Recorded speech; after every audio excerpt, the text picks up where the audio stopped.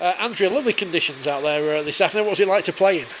Awful. I like summer rugby. I don't like the rain. It just made it really tough for both teams to keep hold of the ball. You try and have a little bit of a game plan, and it just kind of goes out the window a little bit when it's really hard to keep hold of it. But yeah, we got there in the end.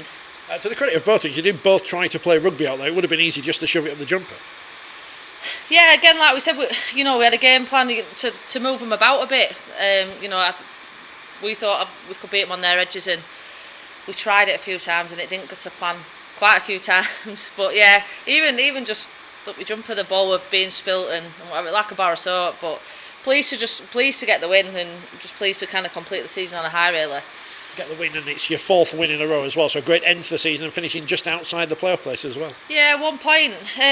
It's been a real tough season, to be honest. We started it really well, just 8 points short of Leeds on our first game, and then we've had some real highs and some really lows just in performance wise. And for me, I think it's a confidence thing. We've got quite a few young players who are just kind of learning and establishing in the Super League, and it's tough. Some of the teams are tough, and you come up against some great teams, and just to get a little bit of consistency. So we targeted those last 4 games, and yeah, so we've finished probably one spot above where everyone expected us to finish. To be honest, no disrespect to Wakefield or York, but they were expected to be the two at the bottom, and we were expected to be the one sat above them. So it was nice. We've got a win over Bradford and a win over Wigan. So some real positives out of it, that we can take forward next year.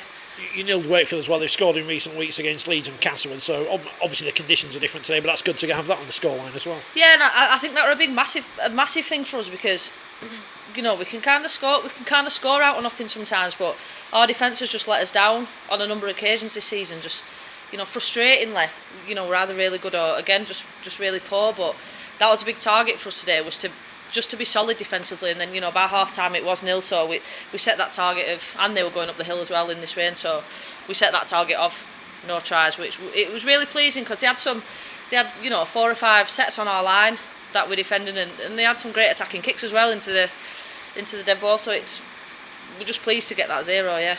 Season ends for Featherstone today. You're looking forward to coming back in again and having another go round in 2020. Well, I don't know. Ask me in a few weeks. I think there isn't a bit of me that isn't hurting at the minute. To be honest, I'm glad for it to be finished. But yeah, do you know what? I'd still like to be here next season. I think we've got a good group. We've got a really good group, and again, if we can get them together early and just keep them together really, and hopefully add to our squad next year as well. We want to be competing. We want to be competing for that top 4 next year. So I think as long as I'm fit, if I can get fit over the outer season, then I'd like to come back and stick with it. Put your neck on the line, and 4 teams left, semi-finals next week, final in a couple of weeks at the Totally Wicked Stadium. Who's going to be the champions? Do you know, it's a tough one. I think looking at the league form, you'd have to say Cass, but I think Leeds or Saints are knocking on that door, and I think there's games now that it can go either way, and I wouldn't like to call it in a final, because everybody would have said that Leeds would have won it, the Challenge Cup, but Cass would have won the Challenge Cup, and Leeds came and beat them, nipped it on the day, so I'd probably say Cass, looking at the results, but who knows? Do you know what? I think for the women's game to have such strong teams, and especially when it's televised, and especially when there's more and more people watching it, it's just nice that they're close, and it's a good competition, and it's just to show what that women's rugby is quality, and it's, if we can just get a good game out of it and just expose a few more people to women's rugby league, then it's all positive. And that's got to be key, hasn't it? Because I hadn't seen a game until last year, and now I think it's the greatest thing I've seen. Until this one. No, I've seen a couple this year, but it's, as soon as people are exposed to it, you can see how good the product is on the field.